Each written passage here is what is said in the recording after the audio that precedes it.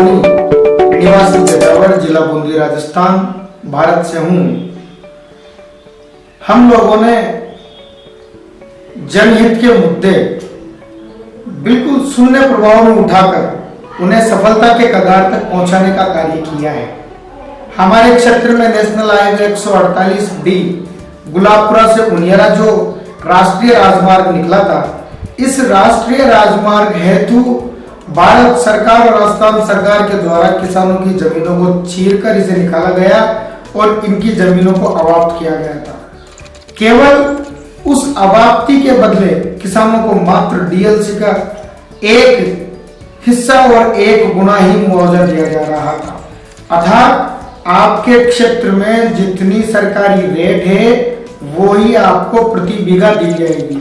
हम लोगों को जब इस बारे में पता लगा तो हमारे क्षेत्र में मात्र 73 या 74 हजार रुपए के समथिंग उस वक्त 2013 में डीएलसी की रेट थी। हमें विचार हुआ कि इस भाव में तो हम लोगों को दोबारा से जमीन मिलने वाली है नहीं, लेकिन हम सरकार से इसका वाजिब दाम ले सकते हैं। इसके लिए हम अगर जो प्रयास करें, संघर्ष करें, तो हो सकता है हमें सफलता की कुंजी हाथ लग सके।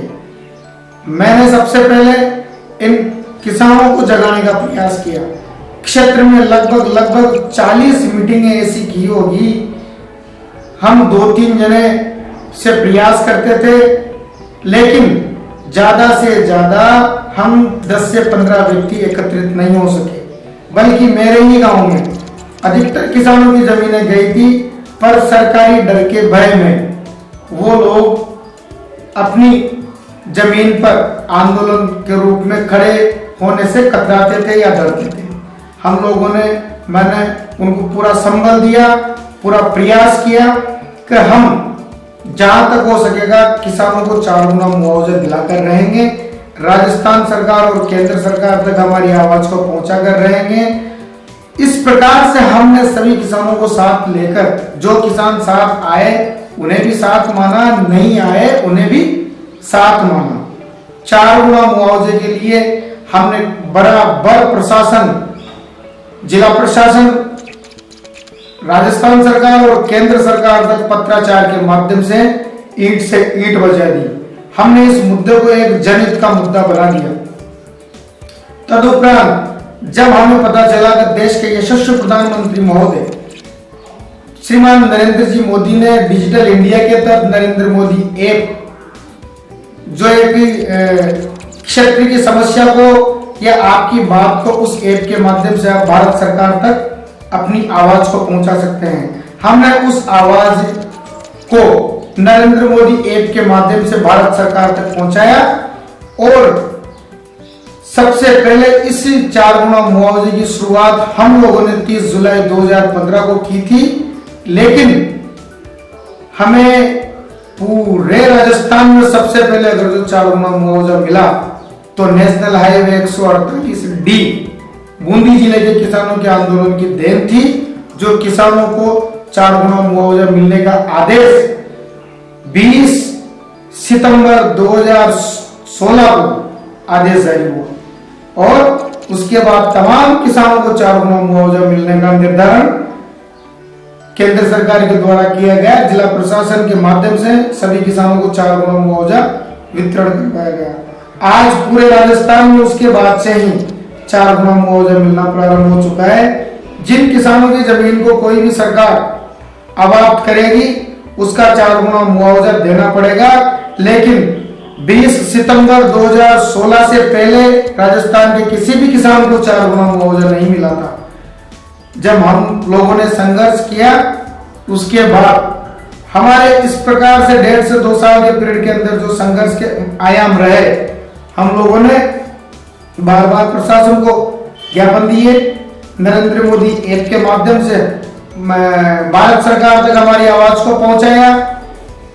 क्षेत्रीय सांसद महोदय माननीय सुभाष जी भाईडिया जी ने भी इस मुद्दे को 2 बार लोकसभा में ले जाकर इन किसानों को, लेकिन हम लोगों ने किसी भी स्थिति में हर 2, 4, 5 दिन में एक पत्र हम लिखी देते थे। हमने इस प्रकार से इस मुद्दे को जारी रखा और बराबर किसी भी स्थिति में किसानों को 4 गुना मुआवजा मिले, इसके लिए हमने ईंट से ईंट बजाई और नरेंद्र मोदी ऐप के माध्यम से देश के यशस्वी प्रधानमंत्री महोदय द्वारा भारत सरकार तक ये आवाज पहुंची और किसानों को 4 गुना मुआवजा मिला ही मिला। हमने 30 से 40 मीटिंग एक क्षेत्र में की। कई मीटिंगों में किसान नहीं आते थे, लेकिन हमने हमारे मनोबल को तोड़ा नहीं। हमने ये नहीं सोचा कि यार कोई किसान नहीं आ रहा, हमारी मीटिंग सफल नहीं हो रही तो हम इस मुद्दे को यहीं बंद करते हैं। नहीं, हमने फिर भी पत्राचार के माध्यम से इस मुद्दे को जारी रखा और आखिरकार 20 सितंबर 2016 को भारत सरकार के द्वारा राजस्थान के किसानों को 4 गुना मुआवजा देने के आदेश को जारी किया। उसके बाद फिर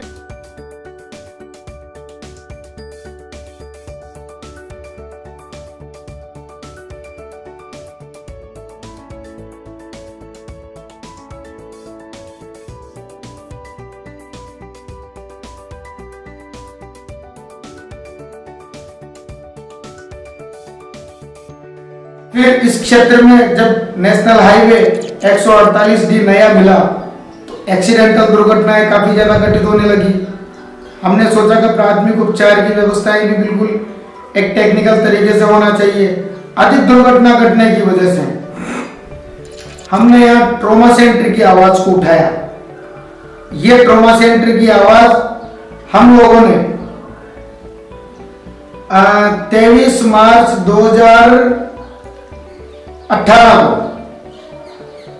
मार्च 2018 को हम लोगों ने सबसे पहले ट्रॉमा सेंटर की आवाज को उठाया और क्षेत्र को धीरे धीरे सहयोग में लिया। क्षेत्र की जनता का भी हम लोगों ने सहयोग लेने का प्रयास किया। जो सहयोग किया उन्होंने उनको भी सहयोगी माना, नहीं किया उनको भी सहयोगी माना।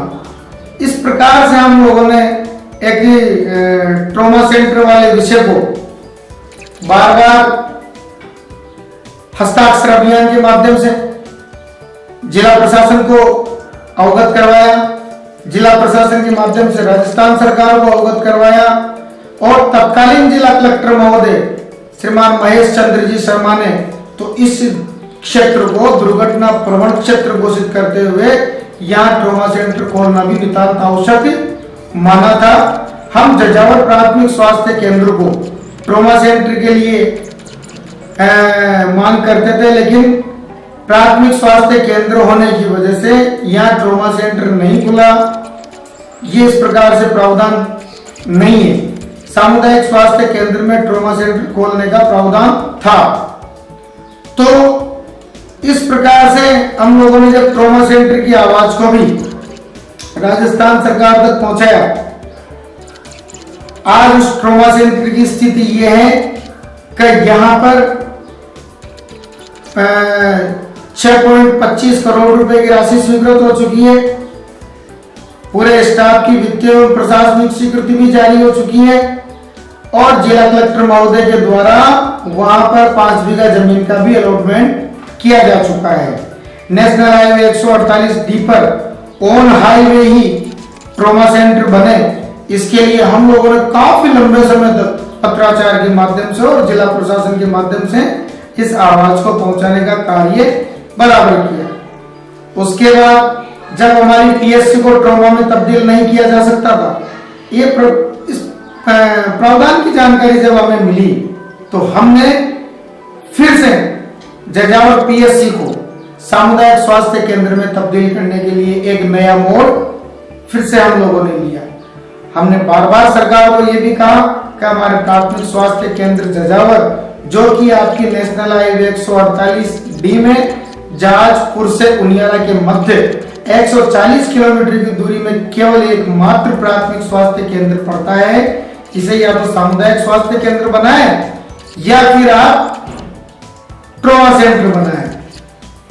ट्रॉमा सेंटर पीएससी नहीं होने की वजह से प्रावधानों में नहीं था, लेकिन जब सामुदायिक स्वास्थ्य केंद्र की आवाज को एक बुलंदियों तक और सरकार के कानों तक आवाज पहुंचने लगी तो राजस्थान की विधानसभा में माननीय मुख्यमंत्री जी ने अपने बजट घोषणा पत्र में इन संघर्ष और इन आंदोलनों और पत्राचार के माध्यम से जितने भी मुद्दों के माध्यम से ये ज्ञापन वगैरह गए या ये आवाज गई, तो उस आवाज को सुनकर और आंदोलन की वजह से नेशनल हाईवे 148 डी पर सामुदायिक स्वास्थ्य केंद्र की घोषणा करनी पड़ी। आज वहां पर उस जमीन की भी तरमीम हो चुकी है और प्रशासन, चिकित्सा प्रशासन के द्वारा वहां की पोस्टें भरने के लिए भी राजस्थान सरकार को अवगत करवाया जा चुका है और हमारे जजावर प्राथमिक स्वास्थ्य केंद्र की बिल्डिंग पर आज सामुदायिक स्वास्थ्य केंद्र भी अंकित हो चुका है।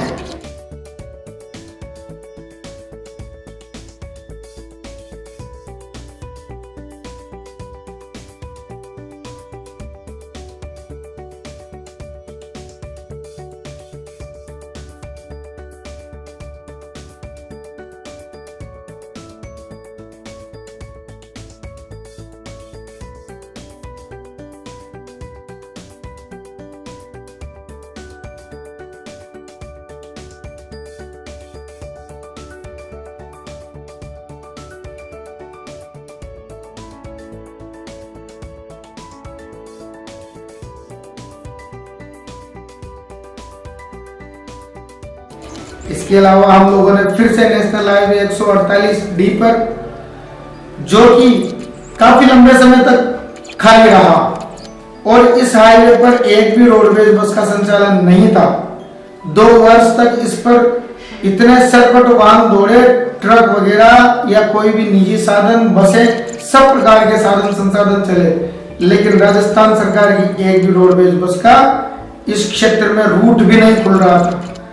हम लोगों ने फिर उस रोडवेज की आवाज, भाई हमारे क्षेत्र में रोडवेज बस भी चले, इसके लिए 26 फरवरी 2021 को हमने पत्राचार के माध्यम से जिला प्रशासन को अवगत करवाया, फिर राजस्थान सरकार तक इस आवाज को पहुंचाया। बार बार सरकार को और प्रशासन को हम लोग कहते रहे, लेकिन हमने इस विषय को बिल्कुल ढीला नहीं पड़ने दिया। लगातार जनहित के मुद्दा बनाकर और जनता को सुविधा मिले, क्षेत्र को सुविधा मिले, रोडवेज बसों की भी इस क्षेत्र में आवाजाही शुरू हो, इसके लिए हम लोगों ने बार बार सैकड़ों की संख्या में पत्राचार व्यवहार किए और उन पत्राचार व्यवहारों के माध्यम से फिर से सरकार तक ये आवाज पहुंची। वरना विधानसभा में मुद्दा उठाने के बाद भी सरकार ये मना कर चुकी थी कि हमारे पास नेशनल हाईवे 148 डी पर रोडवेज चलाने के लिए साधन संसाधन उपलब्ध नहीं है।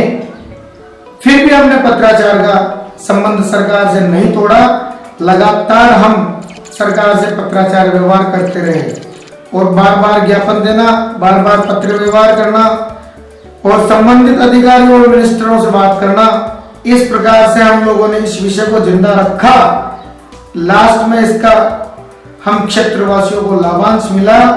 6 जनवरी 2022 को इस क्षेत्र पर रोडवेज बस चलना शुरू हुई और आप देख लीजिए 26 फरवरी 2021 से 6 जनवरी 2022 तक सैकड़ों पत्राचार के माध्यम से, बार बार ज्ञापन के माध्यम से सरकार को अवगत कराना हमने लक्ष्य बनाया और हमारा ध्येय रहा।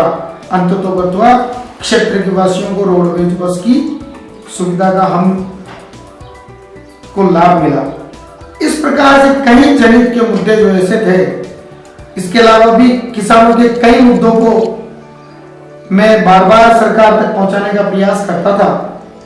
हम प्रयास करते थे कि यार तमाम किसानों को उनकी जो ऊर्जा है, जितनी ऊर्जा उनकी खपत होती है या जितना उनका वाजिब दाम मिलना चाहिए वो प्राप्त हो, ताकि किसान अपने हक का और अपने अधिकार का लाभांश प्राप्त कर सके। कई और भी किसानों के मुद्दे थे, जैसे फसलों के मुद्दे भी हम लोगों ने सरकार तक पहुंचाते थे बार बार, और 400 के विद्युत सर्किल लाइन जो इधर से निकल रही थी, तो उस किसान की जमीन के लिए भी मुआवजा देने के लिए मना किया। फिर हमने भारत सरकार को उस किसान को मुआवजा मिले उसके लिए पत्राचार व्यवहार किए और अंततोगत्वा इसका लाभांश सभी किसानों को मिला।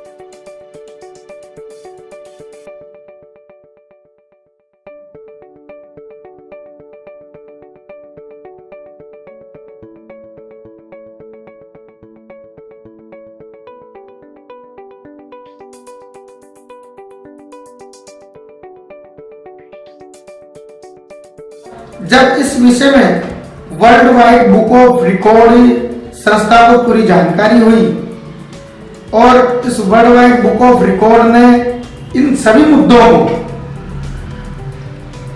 एक टेबल पर लेकर जो मुझे खिताब दिया गया है या मुझे सर्टिफिकेट प्रमाण पत्र दिया गया है, ये मतलब इसका हक और अधिकारी मेरे को समझा world wide book of record ने। ये मेडल भी world wide book of record संस्था के माध्यम के द्वारा मेरे को दिया गया। मैं इस हेतु इस माननीय संस्था का आभार व्यक्त करता हूँ, धन्यवाद ज्ञापित करता हूँ। और फिर हम जब माननीय जिला कलेक्टर महोदय बूंदी को भी इस विषय में जानकारी हुई तो उनको भी काफी अच्छा एक रेस्पॉन्स हमें दिया और माननीय जिला कलेक्टर महोदय भी प्रसन्न होकर ये पुरस्कार और ये मेडल माननीय मैडम के माध्यम से हमें प्राप्त हुआ है।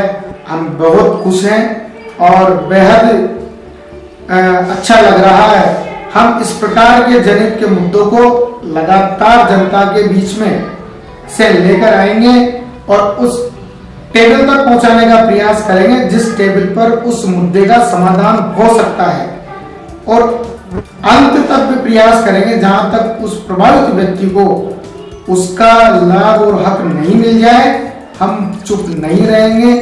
ये इस प्रकार से हमने हमारे जीवन में केवल एक लक्ष्य लिया है कि हम जनहित के लिए लड़ें, क्योंकि जनहित एक ऐसा विषय है कि इसके लिए हमारे माननीय भगत सिंह जी ने भी कहा, उन्होंने तो यहां तक कहा था कि जनहित अगर जो कोई आदमी करता है तो उसे किसी भी परोपकार और पुण्य करने की जरूरत नहीं है। जनहित एक भगवान की सेवा के बराबर ही कार्य बताया गया है। मैं पुनः world wide book of record संस्था का, उस संस्था की तमाम टीम का मैं आभार व्यक्त करता हूं। धन्यवाद। जय भारत।